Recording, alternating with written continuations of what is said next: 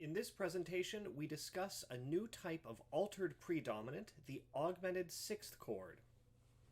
First, we'll talk about chromatic accretion and the origin of the augmented sixth chord. Throughout the late Renaissance, musica ficta, which means false or feigned music, was commonplace. Musica ficta involved the addition of chromatic notes, either to create leading tones moving to modal finals, or to avoid the intervals of a tritone. As chromatic notes began to be applied more liberally, certain patterns accrued or appeared, resulting in an accretion of chromaticism within the standard chordal vocabulary. That is, certain chromatic patterns became commonplace, and they obtained a function in and of themselves that was no longer ornamental, but was now structural. Frequently, this function served as an amplified version of the original harmony, the chromaticism ornamented. We've already seen this in the origin of the Neapolitan chord as an ornamentation of a four chord. During the transition to the common practice era, predominant harmonies, in other words the supertonic and the subdominant, would frequently receive chromatic treatment to emphasize the arrival on the dominant. One could therefore view a 5 of 5 as a sort of altered predominant, as well as the aforementioned Neapolitan. These are ways of moving to the dominant chord. A special form of altered predominant arose from chromatic elaboration on the Phrygian half cadence. Remember, the Phrygian half cadence involves moving from minor 4/6 to 5 in the minor mode. Here we are in G minor. And the Phrygian half cadence sounds like this. As we move from minor 4/6 to 5. It is named for the half-step motion in the bass voice, which resembles the cadential formula used for the Phrygian mode during the Renaissance, which sounded just like that. Now, other progressions could be used to harmonize this bass motion from scale degree flat 6 to 5, or lay to sol if we're using movable do. Other possibilities could include 4/6/5, moving to 5. I include a little suspension there to avoid some parallels. And 2 half diminished 4/3 to 5. The reason I don't include 2/6/4 is because usually 6/4 chords are not structural in this way, other than the cadential 6/4, of course. So here we have the Phrygian half cadence and 3 possible harmonizations of it. The traditional one, 4/6 to 5, a slightly amplified one, 4/6/5 to 5, and another one, 2 half diminished 4/3 to 5. All of these harmonizing that lowered 6th scale degree to that 5th scale degree. Now, the chromaticism most frequently employed to amplify the predominance involved in Phrygian half cadences. That means the chromaticism that's being used to up the ante, to intensify this half cadence, involved raising fa to fi, or scale degree 4 to scale degree sharp 4. So let's take a listen to this with in G minor, with this first example of minor 4/6 to 5. Here we are normally, and here we are adding in a sharp 4 between normal 4 and scale degree 5. When you measure this chromatic motion against the bass voice, E flat to C is a major 6, and then we're going to that perfect octave, the 2 Ds, between, in this case, the bass and the soprano voice in these examples below. When we add in the sharp 4,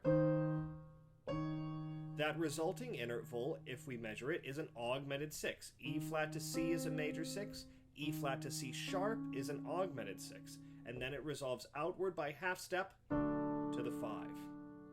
Note that in the below examples, the augmented sixth occurs between the bass and the soprano. However, it's perfectly fine for the sharp 4 to occur in any of the upper voices. Could be in the tenor, could be in the alto. It's just very commonly in the soprano because it's so dramatic.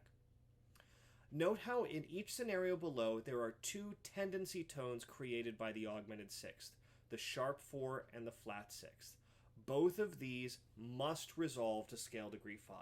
As tendency tones, one leads downward, flat 6 to 5, and one leads upward, sharp 4 to 5. So those always must be resolved that way. There's very few instances where we don't see that.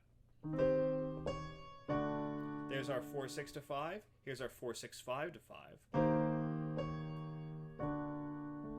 And here's our 2 half diminished 4 3 to 5 with the addition of that sharp 4 chromatic passing tone.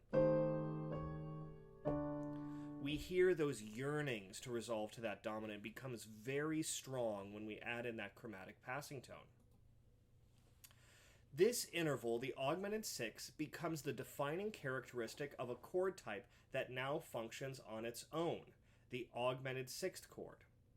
The three most common types of augmented sixth chords, which are derived in turn from the chromaticized versions of 4/6, 4/6/5, and 2 that should be half diminished 4/3, seen in the previous examples, have been given these names Italian, German, and French. Note that these names have absolutely nothing to do with the nationalities of the music in which they are found. They are simply terms applied by theorists and are now commonly used.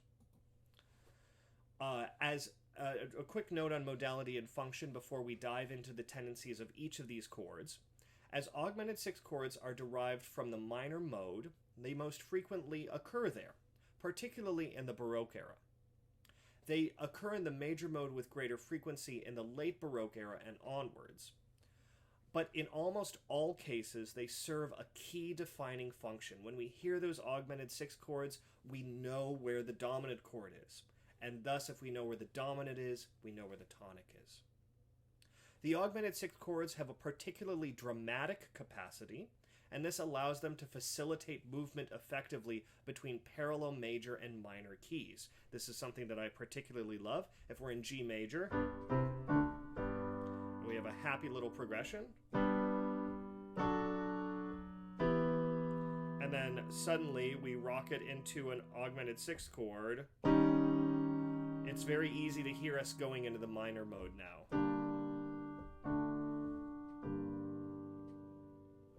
Another thing that's important to note is that the scale degrees mentioned below will frequently refer to flat 6 or lay in movable do and flat 3 or may in movable do.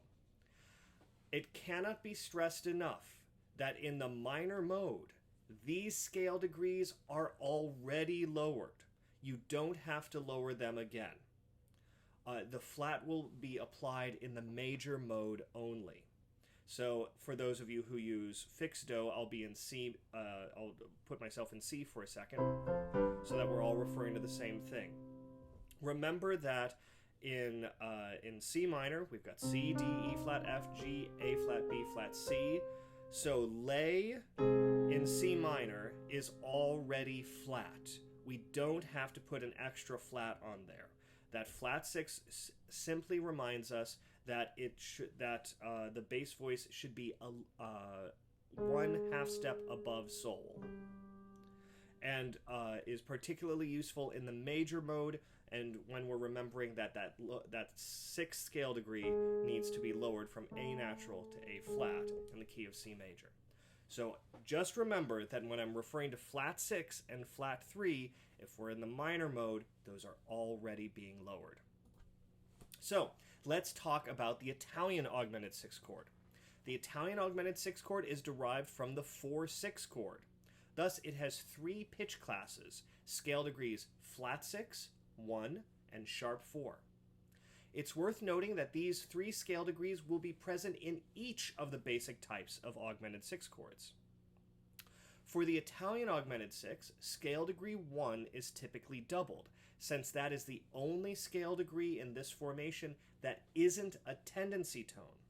Remember, tendency tones are almost never doubled, as doing so would create parallel octaves. Since tendency tones want to resolve to a specific place, if you have two of the same one, they'll want to resolve to the same specific place, thus creating parallel octaves. So in resolving to a 5 chord, the standard augmented 6 voice leading procedure applies. Let's take a look over here in A minor.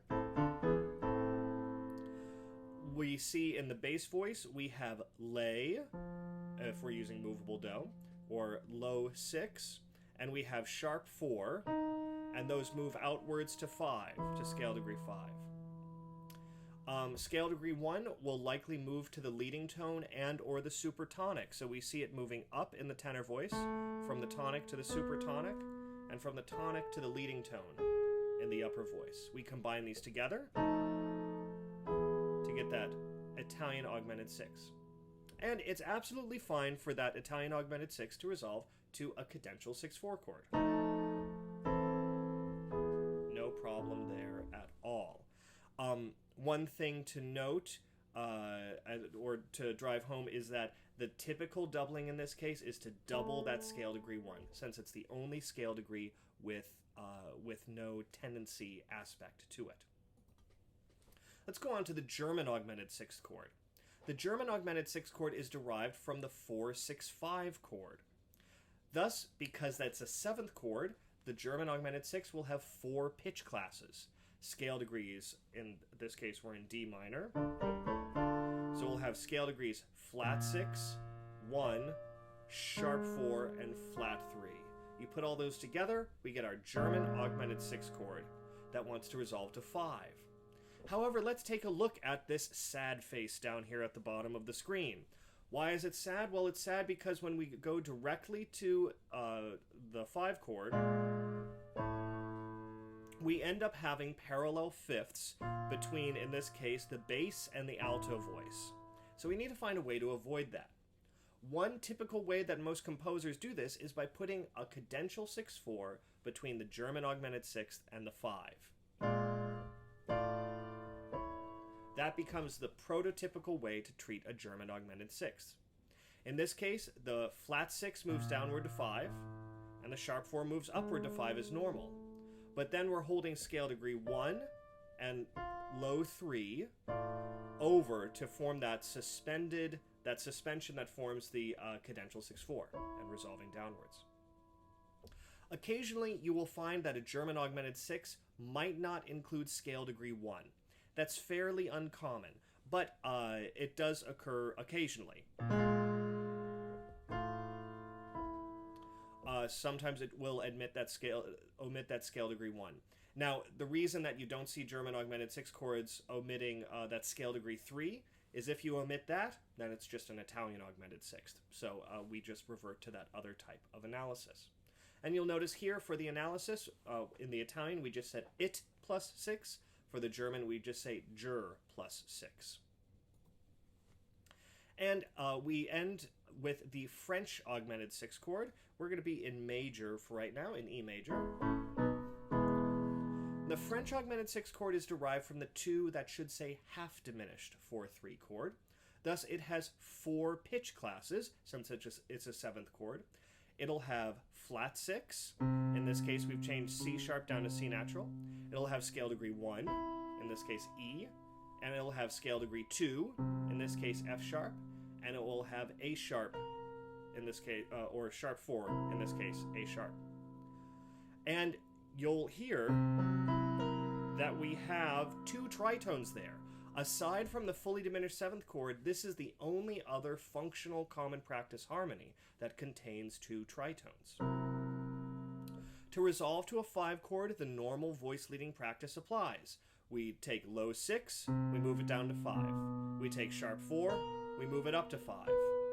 Scale degree 1, in this case E, moves very smoothly down to D sharp, and scale degree 2 just holds constant as a common tone.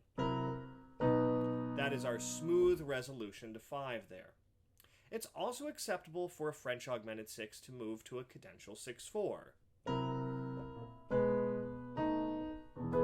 That's absolutely fine. In this case, scale degree 1 stays as a common tone, and scale degree 2 moves up to scale degree 3, just as we see in the example after the double bar line. That F sharp moves upwards to G sharp, the E holds over and then resolves down to the D sharp. And then we can be nice and at home in E major here. So these are the 3 basic types of augmented 6 chords: Italian, French, and German. We'll encounter a few other ways to use augmented 6 in the next presentation.